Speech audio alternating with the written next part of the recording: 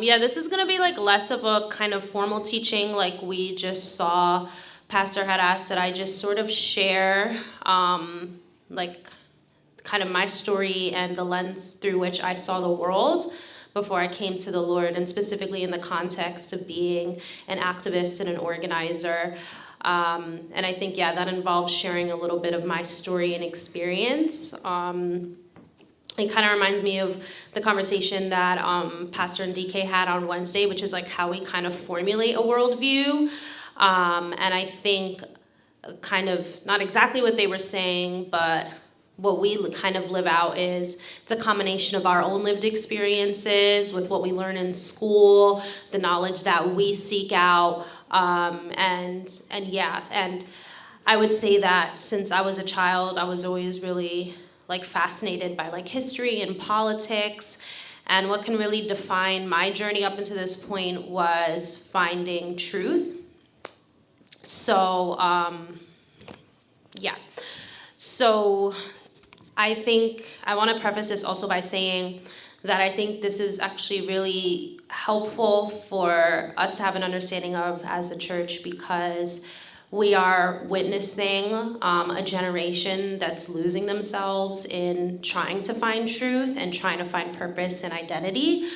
And I think it's helpful for us to have an understanding of how folks can come to see the world in such a distorted and perverted way, but believe that they're fighting for righteousness and justice. And I think as the Lord just continues to move, and we're going to see more testimonies like my testimony and like others who were brought out of LGBTQ or far left politics or witchcraft, as the Lord continues to reveal himself and does what he does and makes a way and answers the prayers of grannies on their knees like my grandma was for years, interceding for me, and mothers and fathers, crying for their prodigals to come home. So I think it's really useful to us. This is not like a formal teaching, but this is really just me sharing my experiences in that lens that I saw the world. And then also, I really want to talk about it in the context of sort of 3 big lies that I believed about myself and about the world, and that's what also shaped my worldview. I would say since I was a little child, I think just due to different things that I experienced as a very little girl, like I was always kind of far beyond my years in terms of how I saw things, and I was always on the hunt for truth. And one thing that really defined my upbringing, and Mom, love you, my stepdad, love you too, yeah, to watching this. This is not to condemn my parents, like obviously, but there was definitely a lot of dysfunction. There was a lot of fear around money particularly, and that lack. And that was one thing that frustrated me, because I saw my parents as really hardworking people who really, I just saw how much they just broke their own bodies and really went so hard to provide for us, but there still never seemed to be enough. And there was like this indignation in me as a little child of like, why is this? And then looking into the world more generally, being someone always fascinated by history and politics, and also just kind of the generation I came out of, like as a millennial, like seeing, the war in Iraq and Afghanistan, like just seeing, like I remember like the day that the Twin Towers fell, like so vividly, and as like the war was, building up in the early 2000s, and just being like, why is there war? Like, I'd be watching the news and I'd be like, this is so crazy. Like, why are people suffering? Like, why is there so much poverty? And then coming into church, and I think that's where I really like learned, and this love for service was born in me, because at a church that I went to as a small kid and was really active in the kids ministry, like we would go to the projects in Patterson and like do toy drives and like spend time with families there. And I remember my family was not in a great position, but like we were not like projects poor. So I would be there and I would be like, what? Like, this is mind-blowing. People are living like this. And like, even as a little girl, like, that broke my heart. And then, having missionaries, from all other nations come and speak at the church and talk about what they witnessed in places like Calcutta, India, and like just craziness. And it just confused me as a little girl. I was like, why? Like, is there so much suffering? And I was just always on the search for like, what can explain this? And when I started to really develop a love for and really encounter Jesus as a young teenager, and I'm like on my face on the floor at youth group meetings and just feeling the presence of God and full of the Holy Spirit and coming to him, repenting, like, I want to live for you, Lord. Like, I know that this is unlike anything I've ever experienced. And I felt like I had found some truth, of course, in the Word and of who God is, and in Jesus coming to die for us. But when it came to just very practical questions of like, but why is there so much injustice in the world? Why is this like? I didn't, I think also in the church that I was in at the time, I felt like I wasn't getting those answers. And then I would kind of see more in the church, like a lot of church people I knew, was like how pastor will joke sometimes. It's just like, we're in our Benz and we're all happy and we live in an Alpine. Like, I remember like seeing like my church friends, like parents' house, and I was like, what is this? Like, it just felt so, like the church felt so disconnected from where I had seen like millions and millions of people are living and struggling and working themselves to death, and there's no justice, there's no peace, there's no sitting there, we're all happy because we live in an Alpine and da da da. So that just really confused me, right? And I think that's when, of course, there was that mentality of lack, that spirit of lack there came in. It also became like a victim spirit of like, I'm just a victim of my own circumstances. I'm just a victim of being, from a working class family and da-da-da. So flash forward to, me just getting frustrated and, my lens of brokenness affecting how I viewed myself and, starting to fall into the trap of believing a lie about my own sexuality. And then that kind of spiraled into me, leaving the church. And then when I started going to college, that was like another shock for me because and at that point I had done like political internships, like working for like a local assemblywoman and like doing internships at nonprofits. And I'm like, this isn't getting to the root though. Like the nonprofit industrial complex, it just feels like a Band-Aid. And like half of these politicians, like they're so out of touch with like what working people are actually going through. Like this makes no sense. Then I started to learn more about Black history in America. As a Puerto Rican, I started to learn about like Puerto Rico and like the colonialism and like just the craziness that went on there. And I was just like, this is bigger. Like this is a systemic issue. And then I started going to university, and it was like the most very wealthy people I've ever been around in my life. And I was like, this is insane. Like these people live a completely different reality that I live in. So, and then I was in a philosophy class and started learning about Marxism as like a philosophy. And I remember sitting there learning about Marxism. I'm looking around and I'm just like, this is describing reality. And I'm like, why are we talking about this like as it's like some off-floated concept like that has no say in like what's going on. Like it's just like some random concept and we're just kind of studying it. Like from my understanding of the world at that point, I was like, this explains why the world is the way it is. Like this is it. So that like journey for truth, I was like, I found it like in this ideology.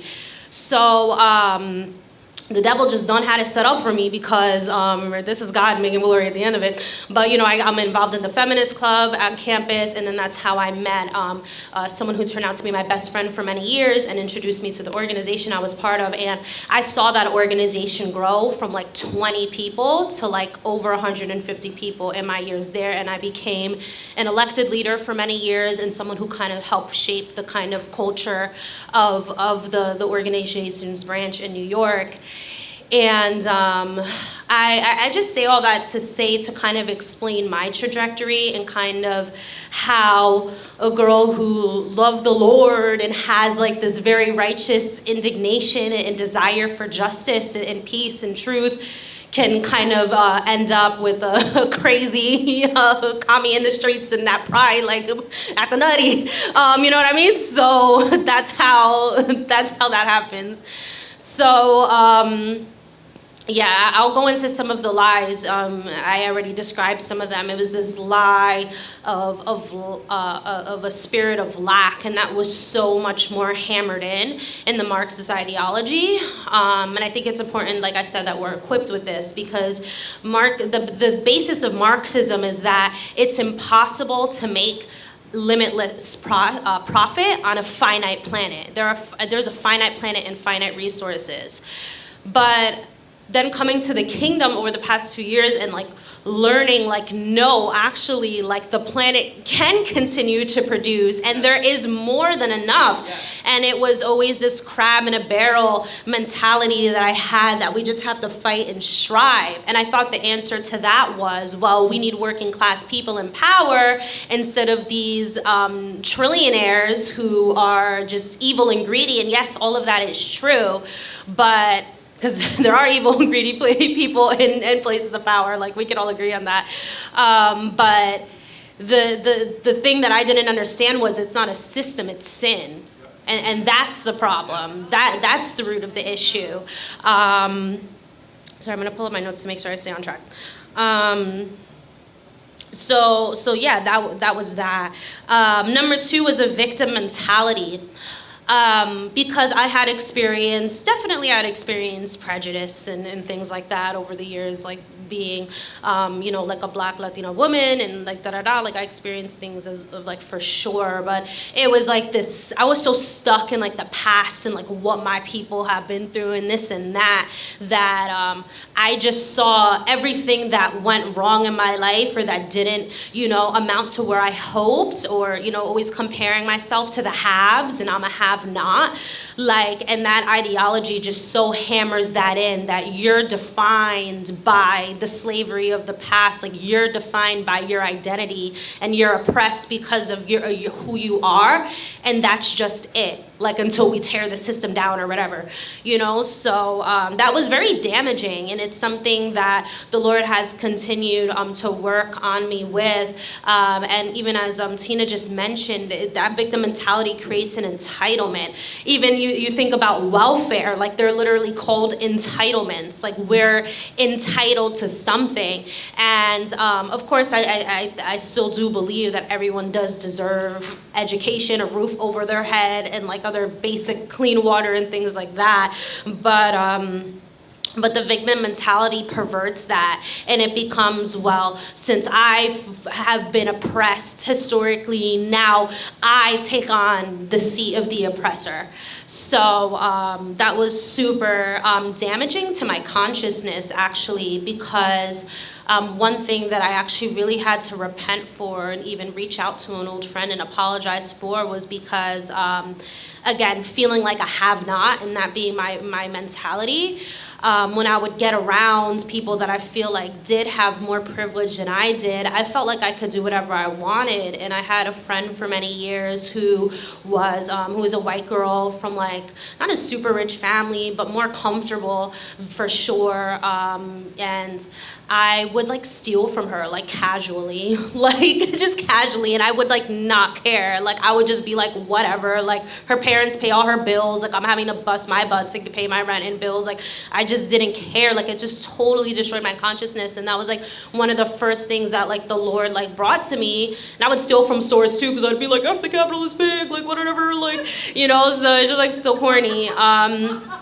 But that was like something that the Lord really, one of the first things that the Lord really had to convict me on was just like, that's not okay. Like that was your friend and that's how you treated, like that's just like not okay. So it's like that victim mentality, it really destroys our consciousness. And you see it in a lot of the rhetoric of like a lot of the more extreme ends of like the Black liberation movement, like Black Lives Matter. It can go by, there's a lot of names it goes by, and any sort of movements to combat prejudice. It becomes suddenly like, you want to be then in the white man's position, like, and you want like white people to be your slave essentially. And it's like, that's how you get like a lot of these lefty black and brown folks like thinking that they can treat white people crazy and like say crazy stuff to white people. And it's just like, no, like that's actually not okay. And like it's like this weird perverted stuff that it's like, oh, because there's like a legacy of, let's say, like black men being unfairly accused of like raping white women. Like we know that was like a big thing like in Jim Crow and stuff, where black men would be unfairly accused of doing that. Now all of a sudden I will hear like wokey type black people like kind of defending black men who were accused of hitting white women. It's like he actually did put hands on her though, but they don't care because it's like, well, black women have been ignored and our issues have been ignored for years. So, but now you're saying like you don't care about a white woman being hit. Like it's just so perverted. Like it's just so perverted. So it destroys our conscience, that victim mentality, I believe. And then the orphan spirit, and that's just really identity. So the orphan spirit I had since a baby, because I haven't seen my father since I was 7 years old, and like the Lord has had to take me a process of forgiveness and really just finding my identity in the Father because of that. Because for so many years I was searching for identity in whatever I can grab. Because I didn't have a father to speak that over me. I had my stepdad who really stepped up to the plate since I was like 3 or 4 years old, but he didn't have that ability. Like even the fact that we look so different, like he's like a white man with like blue eyes. We'd be walking around, he's like, yeah, I'm your dad. I'm like, can you not say that in public? Because people are gonna be very confused. So it's still something that I have to like go back and forth because he gets like offended if I say his stepdad. I'm like, that is confusing to people. But I do call my father, I do see him as my father because he stepped up. But that was, imagine as a young child, that was very confusing for me. And I would always be asked as a little girl, are you adopted? Are you adopted? Because my mom is really light-skinned and then my stepdad is like a whole white man. So it was like, I just felt like the ultimate, I felt like a literal black sheep, like a little black girl sheep. Like that's literally what I felt like. So that messed me up. Like some of my oldest childhood trauma memories are like feeling stared at, like when public places, or being asked incessantly by like classmates and stuff, are you adopted? Are you adopted? So, when I thought I had found myself as a Marxist, as a queer person, it's basically another ideological trend I don't need to get into, but it was like this idea of not an activist but a professional revolutionary, and I'll talk more about that, making every aspect of my life revolve around the ideology and building up people power. And whether it be in my workplace or my apartment building, there's struggle everywhere basically, and it's a class struggle everywhere. So that was my identity, like I'm a working class woman, So when I first came to the Lord, that was really a difficult time for me because I knew I had to lay all of that down. And I had, at that point, through my own experience, seen just the disgusting greed and manipulation and power dynamics that were so demonic in the leadership of that organization, and how I played into that as well. And I was so disgusted. I was like, I know this is not of God. And of course, when it came to the LGBTQ stuff and all of that, like I knew, like I can't, this is sin. I was like, I'm gonna go to hell with all the rest of the fags. Like I wanna go to hell. So I was like, I don't want that guy. Like no. So I was like, we don't go to hell. So I was like, LGBTQ, but straight in a basket. I was like, I'm not doing that. So sorry, it's just being live streamed. Oops, well, that's it. I could say all kind of words because anyway, but because I've been there, because I fell in love with women and I was doing that for years. So call me whatever you want, but don't call me what you want. I can say what I want, but anyways, so I was like, no, I'm disassociating myself from all that identity, but I felt like I didn't have any like identity, like I didn't understand the concept of daughtership, and like when I first started to understand that, and like pastors saying something about like how you have to learn like to be a son or to be a daughter, I remember hearing that like a year and a half ago and not blowing my mind. I was like, what? Like that's what I am? And I remember it caused so much just confusion, and like, it was a lot that I went through in those first few months of coming back to the Lord, because I felt like I had no identity. And it was just like, and I had that very works-based religious mindset. So I was like, I just gotta work and strive my way, like, and cover my hair when I pray, and wear my skirts every day, and I'll earn my ticket to heaven. Like, just totally screwed up. So I'll get into some of like the 24/7 activist mentality, basically with the understanding that I had, as a Marxist, was that this is literally a struggle between life and death. Like, this is a struggle between the destruction of our planet because of capitalism is just raping the land, and like there's no sustainability. And I mean, you could say some of that is true, like, let's just be honest, but it was obviously just so perverted. And then literal death, when you see, literal slavery, and, people getting paid, pennies, and expected to survive. I was like, this is literally, and people dying without healthcare and all that stuff. I was like, this is literally like a fight, like, to survive. So for me, it was like what I lived and breathed. Like, my mom or any people in my life can testify, like, I was on 24/7. Like, if I wasn't at work, I was at an organizing meeting, I was at like a tenants meeting, like I was, I was planning the next, pro-abortion study group, or, Black history study group or conference. And it was just on the go all the time, because there was an understanding that this system is crushing us. And if we don't rise up and organize a movement that is going to bring poor and working people all together, and people of all oppressed backgrounds or whatever all together, like, we're going to die. Like, the system is killing us every day. So now I understand it's not the system that's killing us, it's sin that's killing us, and that's the curse. But like Pastor says, like, when we were talking about, like, when I was like, Pastor, what do you want me to talk about? Like, it brought up what Pastor would say all the time, how, people are running crazy in the world at the rave till 5 a.m. in the morning and this and that. But when we come to the Lord, that used to be me. Now I'm just blasting in tongues at 5 a.m. The Lord wake me up when I try. Sometimes I'm like, I love you, Jesus. But basically, like, when they come to the Lord, then it's just like, okay, I'm cute and put together now, and I go to church on Sundays, and da-da-da, and, like, there's not that same level of urgency. And now the Lord has obviously really shown me that there's an even higher level of urgency when it comes to fighting for the kingdom. So, yeah.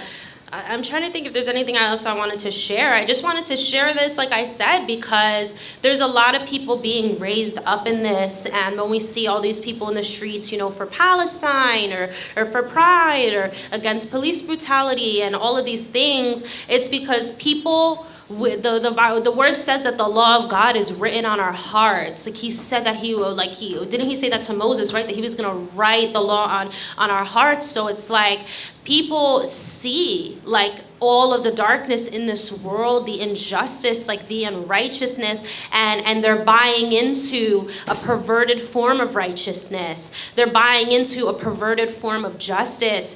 And I think it's so important for us to have empathy and understanding for how people are coming up. Like, this generation of fatherless people, these broken homes that people are coming up out of, the poverty and the lack that people it's just around them. Like, they feel like they have to fight and struggle for everything. Like, this is what we're seeing in such an unprecedented level. And I really do, I stand 10 toes down on prophecies that have been spoken, that the Lord is raising up an army out of the LGBTQ community of men and women of God, like, who are intercessors and who are going to be at the front lines against this sexual perversion and for sonship and daughtership.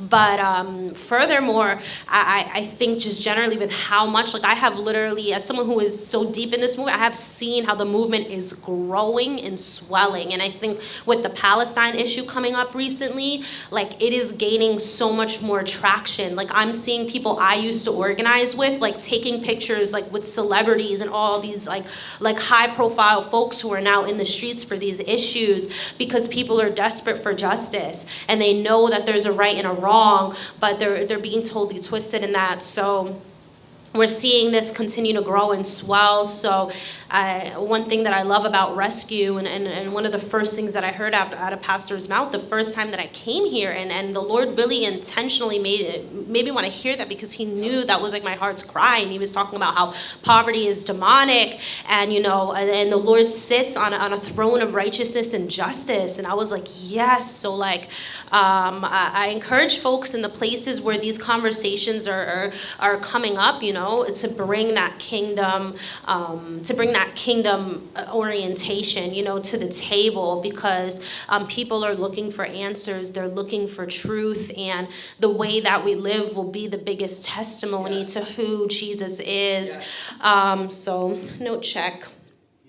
Yeah, that's pretty much it. No more about smash capitalism, smash the patriarchy. Now it's smash the gates of hell. So yay. Thank you, Jesus.